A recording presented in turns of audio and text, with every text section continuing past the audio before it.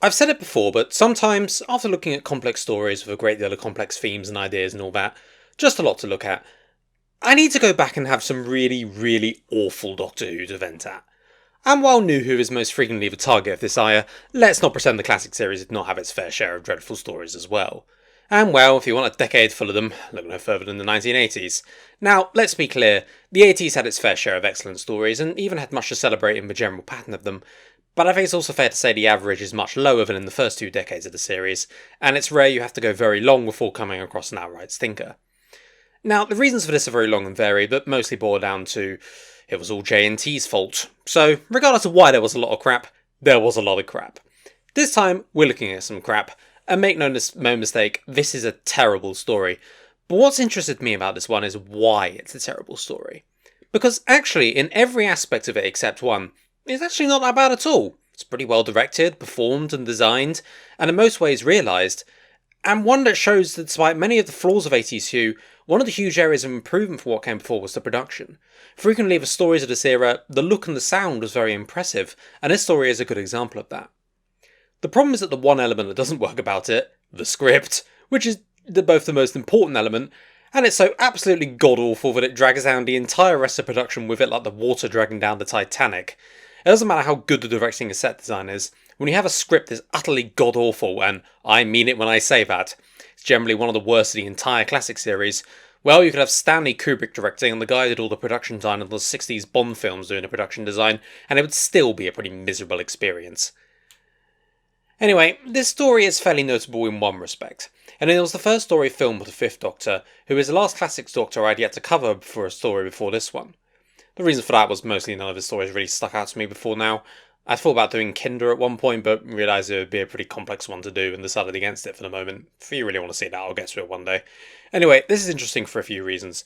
It was posited for a long time that this was to allow Davison to properly settle into the role and become familiar with his character before moving over to the regeneration story. But it's now generally accepted that when production on this season started, this was the only script that was ready. And given it reeks of first draft amateurishness, I'm not entirely surprised, but I digress. Therefore, we have seen the first time Davison stepped into the cricketer's shoes, and indeed the first time this TARDIS team were properly together. The relationships that would be so important to making such a large group work had to be put to the test for the first time. Therefore, normally there'd be a deal of understanding as to why some of the characters and relationships seem a bit off here. The actors didn't really know what they were working with yet, and their characters hadn't really been defined. I say normally because most of it is actually because the script is completely incompetent and haphazard and wouldn't have made the blindest bit of difference if this had been for a well-defined TARDIS team or not, but I digress. Anyway, before I start up the Rantomatic 2000, I'll start with the production and coincidentally all the things I do like about the story. The story was directed by John Black, who directed 2 stories for the series, The Keeper of Traken the year before and this one.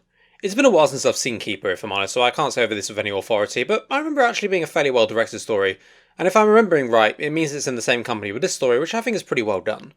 I talked a while back in the Vengeance on Varos review about how the directing in this era did become a little too safe and stale, and only with all too rare directors willing to push the boat out like Harper and Grimwade did we get anything truly interesting. Otherwise, most of them were happy just to simply shoot the series as a film stage play was common with British TV of the period. Black is very much in the latter category, but as far as that approach goes, I think he's definitely one of the better ones, and his work here is not spectacular, but it's definitely solid. He does the best he can with the pacing the script it has, which is allergic to the word. He captures the sets well, the action scenes aren't bad at all, and he gives the piece a sense of scope it otherwise wouldn't have. I particularly like his direction of the spacewalk scenes. While as I'll get to he's helped by some decent special effects at the time, he definitely shoots in a way that's quite tense and energetic. It's safe from true greatness by the fact he's filming a script this terrible, but I digress. Overall I think he does a good job in putting this onto the screen, and the story's failings are definitely not his fault. He also does fairly well with his actors. Remember in terms of production this was Davison's first story, Janet Fielding's second and Sarah Sutton's third, and the first time all these actors were having to work together, and ultimately despite how little direction any of their characters have, I think they all do a decent job, and part of that praise goes to the directing of course. Ultimately though it does come down to the actors, and I think they did a good job as I said. Davison, the forever professional, gives a solid first performance despite the fact he had no real character to work with and the utter shit he had on the page. Fielding is quickly growing into her character and the frank humanity she portrayed was always a great strength for Tegan as a character, and that's already on show here. Sarah Sutton, despite Nyssa having been written with the personality of a doorframe in this story, does imbue her with some subtleties. Despite just doing dry exposition that's going nowhere and barely makes any sense, you do actually believe the grief for her father and her delivery when she's recounting the plot of the previous stories, The Monarch. And Matthew Waterhouse? Well, obviously the stories of him being a total prick on set all the time are obviously well known, famously to the point where their shared hatred of him was one of the few things that could unite Tom Baker and Lalla Ward during the production of season 18. But even despite that, it's difficult not to feel for him. For a character written this utterly haphazardly, constantly changing and being frankly well screwed with, it would be difficult to perform under the best of circumstances. And, well, I'll give him this. If what they were trying to go for is someone you're happy to see Tegan belt in the face, he certainly achieved it, as damning with faint praise as that sounds. Anyway, another thing I like about this production is the set design, which I think is a perfect example of taking limited resources and making something good looking out of them. Make no mistake, this is a standard BBC set dressed up, and it's pretty obvious, but it nevertheless has a sense of scope that works in its favour. It's designed and shot in a way that makes it seem like a spaceship, which, given that's what it's meant to be, works pretty well then. But it's also enhanced by the different angles that are used, make it feel like there's a lot of rooms we're seeing, even when it's probably only one or two dressed up differently. It does add a sense of scope and scale to this. It also just looks pretty great on its own. It's charming cheap sci-fi, Star Wars it is not, but as charming cheap sci-fi goes, it looks pretty decent. I also want to, as I said, praise the special effects, particularly in the space scene, which are pretty damn good for the time. Usually for this kind of thing the CSO lines would be painfully obvious, and while it looks like low budget stuff from the early 80s, it's because it is, and for what it is, it's actually pretty good. The costume and character design is also very impressive. The different cultures are represented really well, and let's face it, any story that can pull off a Greek toga like that deserves praise, and Monarch is actually quite a well realised costume, so that definitely works as well. So overall, I do like the production of this story. It's not like Androzani levels or anything, obviously, but it's decent enough. It's clear everyone involved was putting their all into it, and for that I salute them. If the script matched it, this would, I think, be quite fondly remembered. Now, the script doesn't match it, but I digress. Oh, wait, no, hang on, I don't digress. I'm about to talk about the script. Lucky me, or rather lucky you, because you get to listen to me doing it. Anyway, Fall to Doomsday was written, and I use that term very loosely, by Terrence Dudley, a good pick for one of the worst writers the classic series ever had. His list of credits reads like a surreal list of slow-motion disasters. This story, Black Orchid, the fucking Canine and Company episode, or as I like to call it, Canine vs. Hot Fuzz, and The King's Demons. Of those, the only one I would not describe as god-awful is The King's Demons, which I would instead describe as stupid and dull, which using as describers for what is by far and away his best work is not a great sign. I must have thought that for Peter Davison the Big Finish was a breath of fresh air beyond his imagination. Going from writers like Dudley and Peter Grimraid, great director, a terrible writer, to Mark Platt and Rob Shearman must have been so liberating. Anyway, that's going off topic, so, I digress. Anyway, while I hold a special place of hatred in my heart for Black Orchid, I have to admit this one is much, much worse in terms of the script. It's just awful.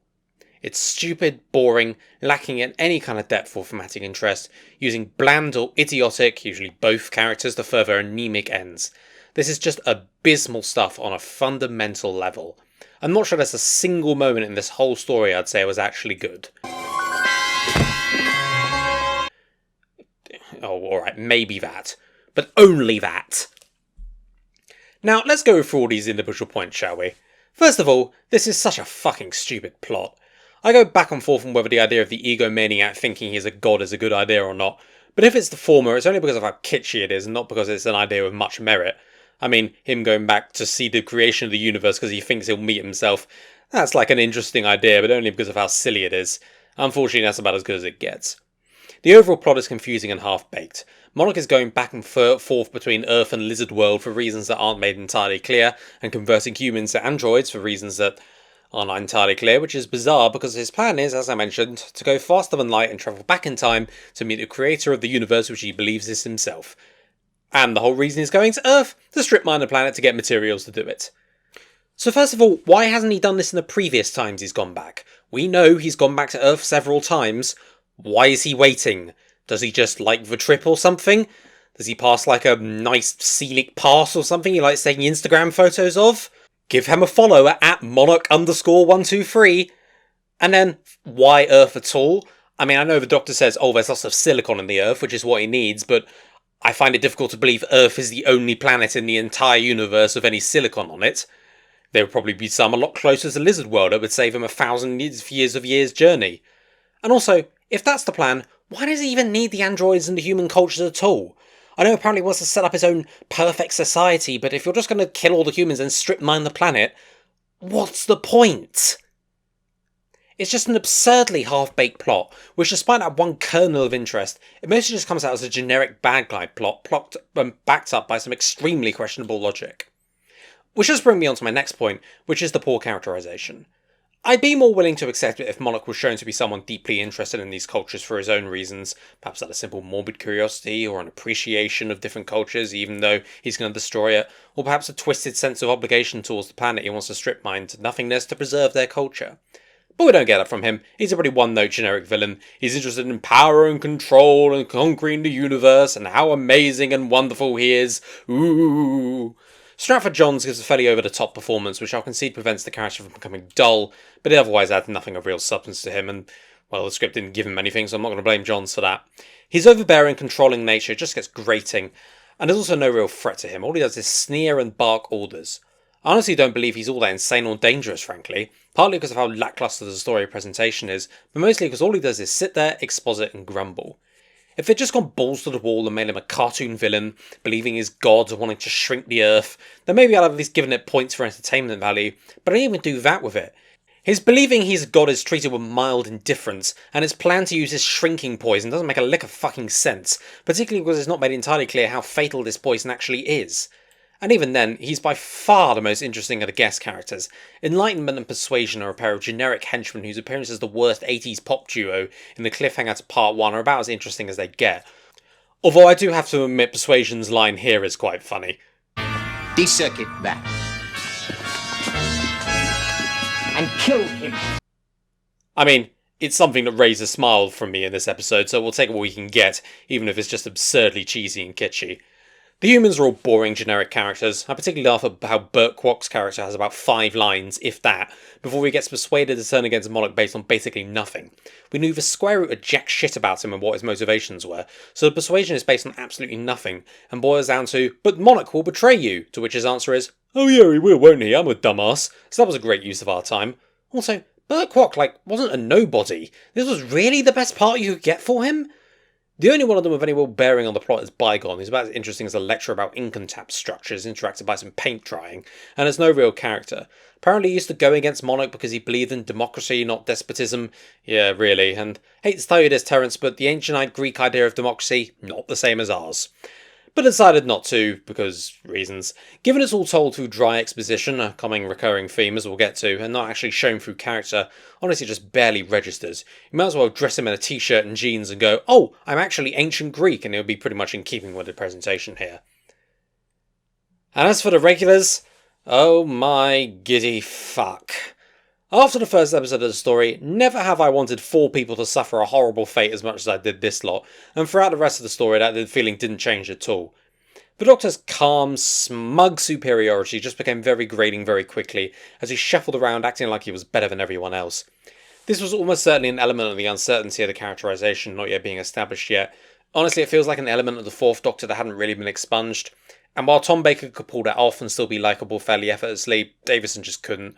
Which is fine, it wasn't part of his strengths, and therefore it wasn't in part of the character as it was established. Here, though, it just utterly grates. He doesn't feel like the Doctor, frankly. It feels like a geography teacher taking some GCSE students on a school trip, trying and failing to control them and overcompensating by acting smarter than he actually is. Again, Davison is trying his best here and helps keep this down by turning in the performance that emphasises the Doctor's more likeable traits.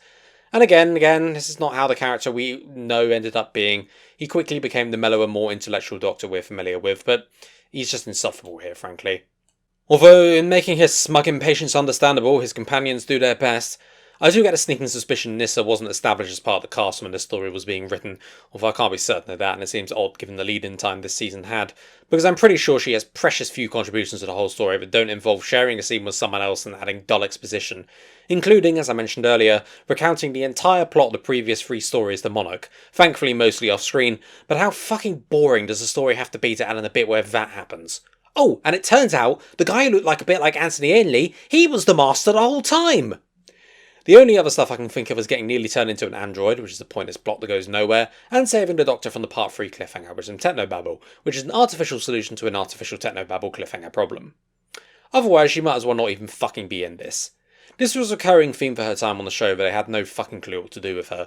You might recall the next story is Kinder, where she faints and flat out doesn't appear for the whole story because they had absolutely no idea what to do with her. And while I'm glad they didn't do this, because the character was fleshed out enormously in Big Finish by virtue of her extensive solo travels with the Doctor, and ultimately therefore has a very positive legacy for the show as a result, You do have to wonder if it thought it was worth keeping her on after the keeper of truck, and certainly she has nothing of value here. Tegan, on the other hand, adds a lot to this story. Endless bitching and moaning.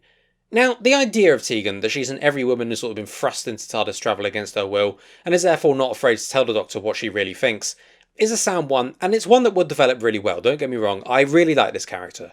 Thanks to Fielding's chemistry with Davison and the way her character acted as a very solid counterpoint to the way the Fifth Doctor evolved, it was one of the more successful duos of the 80s. In this story, she is an absolute fucking nightmare though. Her complaining and arguing is just utterly grating. Fair enough in responding to Adric's piggish sexism, I suppose, but less so when the Doctor is trying to calmly convince her to listen to him when it comes to the plan for defeating Monarch and saving humanity. It just seems like she's arguing with him for the sake of it, and is being dismissive of his logical arguments because, well, the fucking script says she has to be. Now, to be fair, her response of looking at this smug jackass and his whiny boy arsehole friend and deciding fuck this shit, it's about the only realistic response to anything in the whole story, but it's totally ruined by her over-the-top behaviour in trying to escape in the TARDIS. Having her hysterically cry and panic about it was the wrong move and further undermined confidence in the character, especially by making her talk the talk but not walk the walk. Tegan, as she was actually characterised in the stories that followed, would confront the Doctor but keep her head while doing it. She always exuded a feeling that despite her feelings about TARDIS travel, she was never out of her depth, and that made her more confrontational moments seem more natural. Here, she just complains, and how hysterically she acts means we lose any respect we might have for her. It's shockingly misjudged and badly done, and the way the character was taken forward was frankly very, very different from this. When it comes to annoying regular characters though, first prize goes to, as it always does, Adric, who does his usual wonderful job making us all wish Earthshock and his date with prehistoric Earth will come all that sooner. Now, as I said, I feel for Waterhouse, because they had no fucking clue how to write this character, and just fell back on whinging boy arsehole so often it became the default. Adric in this story easily wins the award for the least likeable companion in any story, and I am including Clara in this. He is a stupid, bitchy, sexist pig. His grating condescension towards Tegan in the opening scenes in the TARDIS is enough to already make you see her shove that gold badge where the sun don't shine, and it only gets worse from there. He spends most of the story either boasting about how great he is, when it's clear everything he touches turns to shit and needs either the Doctor or Nyssa to come along with a mop and bucket following him, or talking about how great he thinks Monarch's plan is. I know him siding with the bad guys become a bit of a meme, but the other times it happens they were gambits to try and get in with the villain to help the Doctor. Here he is just siding with Monarch because he's an arsehole and a moron. What's more is that Monarch's plan is obviously insane and genocidal, and everyone else is pointing out this to him, and he's still siding with Monarch because fuck you, that's why. And what frustrates me here is the potential that could have done something interesting that's thrown away because of incompetence. It would have been way better if Monarch had a less genocidal plan, and still had an element of the insanity, but one that was more understandable. And Adric was brought on board because of some kind of personal reason, something related to his origin or his family or something. I'm not thinking up the reason for them, I'm not going back and watching Full Circle to get that. And the Doctor's attempts to turn him away from it make more sense as a way of preventing him from being tempted by the devil, that kind of thing. We don't get that though. He goes merrily along with Monarch's plan until Doctor the geography teacher takes him away and gives him a stern talking to and a detention, and he switches sides back again so easily it's just laughable. Worst of all, there's no kind of comeuppance for Adric here. He isn't proved wrong by Nyssa or Tegan to squash his sexism, or to learn that siding with the bad guys against the Doctor is a terrible thing to do or something like that. Nope, he just sides back and everything is okay again, and in fact his final line of the story is insulting Nyssa, when ironically this entire fucking thing was his fault because of his dogshit navigating of the TARDIS. Frankly, I shouldn't find the scene where Tegan knocks him out as satisfying as I do, but there we are. After his condescending idiotic smugness, it's difficult not to briefly sympathise with her hatred for the little squirt. Frankly, I just wish they hadn't chickened out and made it so she only sort of shoves him aside. They should have gone for the full smack on the nose and given him truly what for. Perhaps that would have been appropriate, family show, but you try watching Adric in this shite and you'll know exactly what I mean. The thing that really gets me about this, though, is that Adric can be a well-written character when they try. It seems only Christopher H. Bidmead actually really knew how to write for him, because Logopolis and Castrovalva are the only real two stories where he's actually used all that well. But he is used really well there. He's a bit green and naive, but clearly intelligent and helpful. Not losing the boyish rogueness that had been introduced on, though. He actually seemed like a figure of intelligence and authority, and it was honestly something that Waterhouse performed fairly well. This story does not do that, to put it mildly. Anyway, another issue of the story is just how flat and lacking in depth it is. What themes are there to this story? What do we learn about any of the characters? What does it have to say about politics, or ethics, or philosophy, or anything like that? It's just a shallow first draft story which is entirely relying on its plot, which wouldn't be as bad if the plot wasn't as fucking dreadful. It has nothing to say other than telling this story of the shit villain's terrible plan to take over the world. Ooh. This is a theme with some of the worst Doctor Who, but they forget that storytelling is more than just things happening. For instance, let's look at The Chase, which is probably the worst classic story I've reviewed previously to this one. While that was a stupid and unimpressive story, it was at least about something a bit more than its events. It was about Ian and Barbara and their departure from the TARDIS. Fall to Doomsday is about nothing. It's about the events happening and nothing else. Which, oh look, neatly brings me onto the story's biggest flaw by some distance. It's so fucking boring! The reason for this is that nothing fucking happens. Nothing happens organically through plot progression or character movement.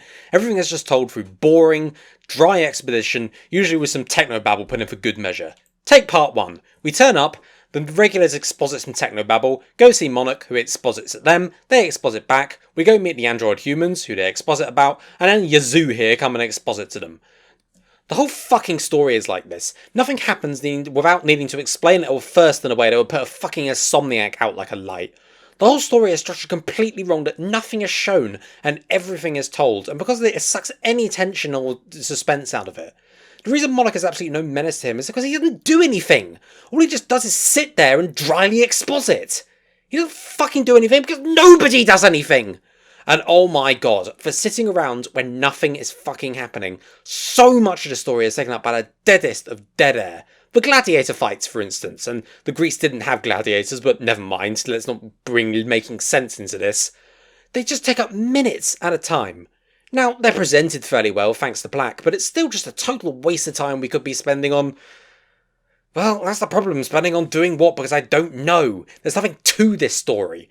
The pacing is absolutely atrocious. It's just glacial, and that's because it has so little to actually get to. The dry exposition is all there is. I do wonder if this is the rare story that might have worked better as a NuWho single-parter, because at least it might have given it a little bit of energy and drive that's sorely missing.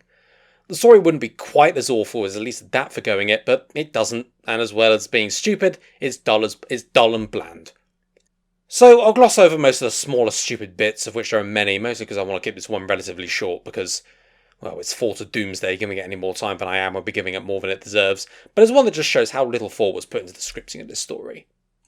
Early on, one of the Aboriginal Australians on board the ships comes to speak with him, and Tegan replies back to him in the same language, which is just completely fucking absurd. Not only are there hundreds of Aboriginal languages, and the idea that Tegan would happen to know that particular one, or that she'd be able to speak one that was in use 3,000 years ago that easily is pretty ridiculous, but also the idea that a European-descended Australian like Tegan would be able to speak any Aboriginal language is pretty bloody absurd in its own right. But the reason I singled this out is because it was almost even worse. Originally in the script, it was just going to be gibberish that sounded a bit like an Aboriginal language, and it took Janet Fielding, who you'll note is both Australian and not exactly famous for being particularly tolerant of bullshit like this, to point out how absurdly racist that was, and insist the real one was used instead. That, I think, just shows how utterly tossed off this script was, poorly thought out and put together, and so lazy it takes one of the actors to stop it being the most racist thing Doctor Who has done since it was putting actors in yellowface to put on funny Chinese accents. Doesn't that just sum up this script in a nutshell? Idiotic and lazy, with only the input of other, more intelligent and talented people to prevent it from being the very worst it could be. Oh, and by the way, finally, For to Doomsday. What a fucking awful title that is. For what to Doomsday? For people to Doomsday? For minutes to Doomsday? For fucking useless episodes of lazy, dull shit to Doomsday? You gotta explain that or not? Or we're just going to have this useless and uninteresting title. Jesus Christ. Anyway, I've had more than enough of this shit. Final score for Fall to Doomsday is 2 out of 10. Its solid production keeps it from getting the 1 this script sorely deserves, and John Black and the designers deserve the credit for preventing it from losing that final point.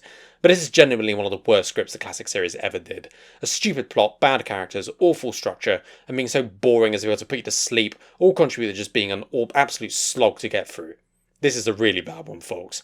Unless you like looking at above average 80s production design or just want to really see Adric getting belted, avoid. And hell, to help those of you in the second group, I'll just play it again for you.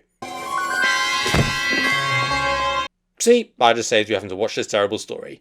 You're welcome.